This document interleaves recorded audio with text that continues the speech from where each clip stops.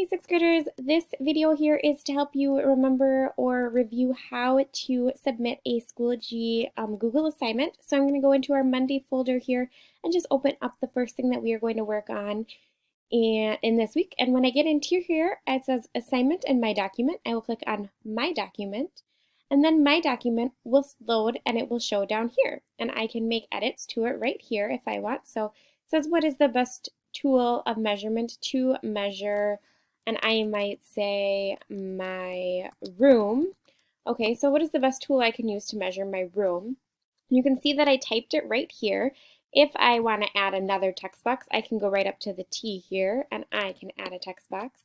Okay, if I want to make it bigger or I want to do it in a new tab, I can click on this edit button and it will automatically open into a new tab, make it a little bit bigger.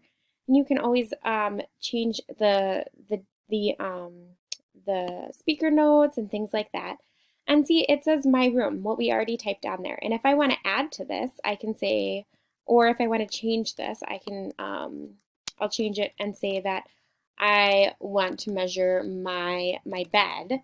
Okay, so now it says my bed here, and when I go back to Schoology, it automatically updates in there. And then when I'm done with that, then I go right up here and I can click submit assignment, and then it will say, are you sure you want to submit?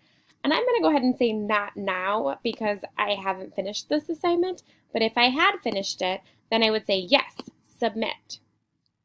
And then I will click done or say done, and then you will say okay. So now it says that you have submitted.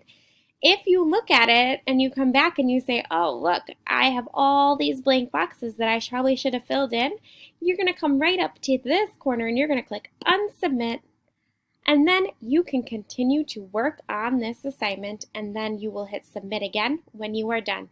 If you have any questions, you can always come up to the envelope up here and send a message to your teacher. All right, have a wonderful day.